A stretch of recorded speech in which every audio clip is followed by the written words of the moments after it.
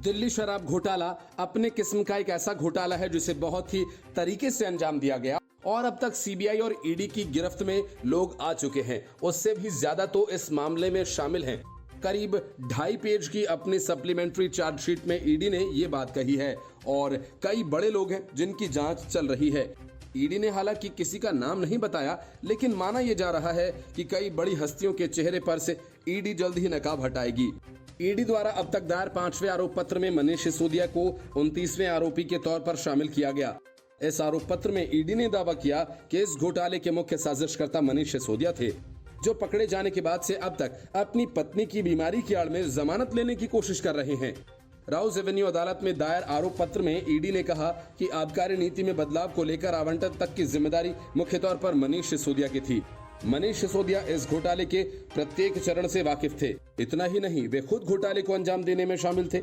ED ने mobile phones के इस्तेमाल और उनके नष्ट करने को लेकर दस्तावेजी साक्ष्य पूरक आरोप पत्र के साथ संलग्न किए हैं।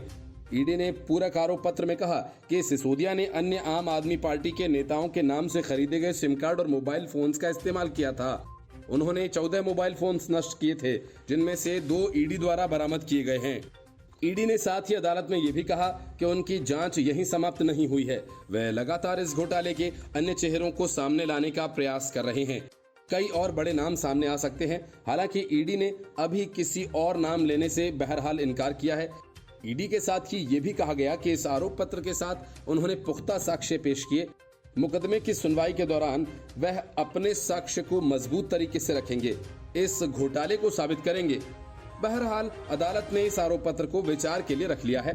आबकारी नीति मामले में मनीष सिसोदिया की ओर से बीमार पत्नी की देखभाल के लिए जमानत के अनुरोध वाली याचिका का दिल्ली उच्च न्यायालय में सीबीआई ने विरोध किया। सीबीआई ने दावा किया कि सिसोदिया ने पत्नी को अस्पताल से छुट्टी मिलने के तथ्य को छिपाया। अस्पताल के कागजात के मुताबिक सिसोदिया की पत्नी की हालत में सुधार है। सिसोदिया के वकील ने दावा किया कि तथ्यों को छिपाया नहीं गया। न्यायमूर्ति दिनेश कुमार शर्मा की पीठ ने कहा कि हर पति का कर्तव्य है कि वह अपनी पत्नी की देखभाल करे। Bureau report, news of India.